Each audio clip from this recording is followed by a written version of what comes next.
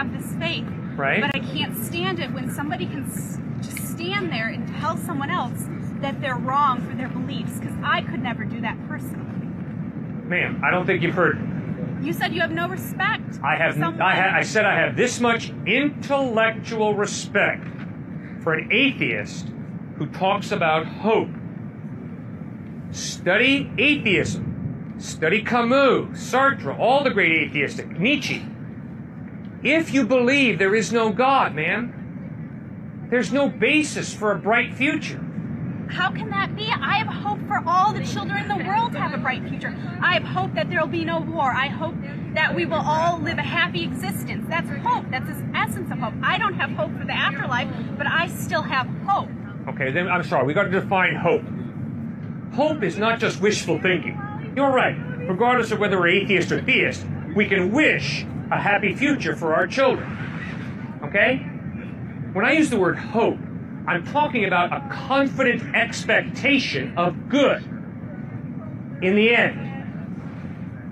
And you see, if you're an atheist, what you've got to acknowledge is the end is the end. The end is we're all fertilizer.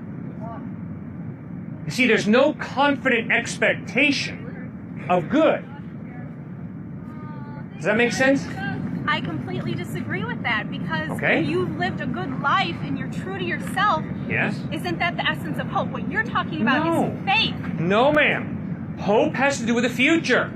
Hope is a confident expectation The future is so that vague good. to begin with. Pardon? Are you talking about millions of years down the road or tomorrow? The future's vague. You're not being specific enough. Because if I have hope for tomorrow, that's still hope. What you're talking about is faith. You're talking about faith for the future. That's completely different than hope. All right, you're right. There is a connection between faith and hope. If my faith is that there is no God, my faith is that there is no God, then I can't be an intellectual hypocrite and talk about, wow, there's a bright future out there. I don't know that. Despair is the logical conclusion of atheism. I'm not in despair, though. I don't understand how atheism is despair when I don't have despair. Okay, and ma'am, you see, all I'm trying to do is intellectually challenge you, because I don't think you're being honest with yourself. Read Camus, Albert Camus. Read Jean-Paul Sartre. Read any of the great atheist philosophers. And what they point out with searing honesty is, because there is no God, when you die, you rot. When I die, I rot. But I will have left something on this planet for others to remember me by. That's where the hope comes in.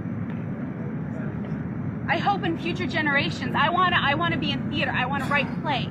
Okay. I hope future generations pick up my play like they pick up Shakespeare and say, oh, I totally understand what this person was thinking. I understand this time, this place. That's hope. Okay? Now, ma'am, I'm not trying to offend you, but what are the possibilities of your plays being read like Shakespeare's plays have been read? Slim to none, but I still can hold that hope, can't I? Like you can hold the hope that you will get to heaven. Good. Okay, now that's the difference. You see, when a follower of Christ talks about hope, he's not talking about something as slim as, I hope my plays will be read like Shakespeare's plays have been read.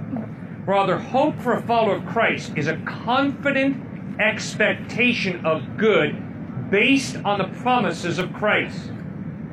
The evidence is Christ doesn't lie. The evidence is He's reliable. He has promised us eternal life when we put our faith in Him. I don't need a promise to go for what I believe in, though. Okay, fine. But then, ma'am, would you please face reality? And reality is, no offense to you, but reality is that your plays will probably not be read with the same frequency that Shakespeare's plays have been read. Even if they are. If there is no God, when that thing burns out, curtains. We're all freezing. And to tell you the truth, before that burns out, something else is probably going to happen. We're either going to blow ourselves to bits with a nuclear bomb, or something else is going to bring this thing we call life on planet Earth to a screeching halt. If there is no God, man, we're all headed towards the fertilizer pit.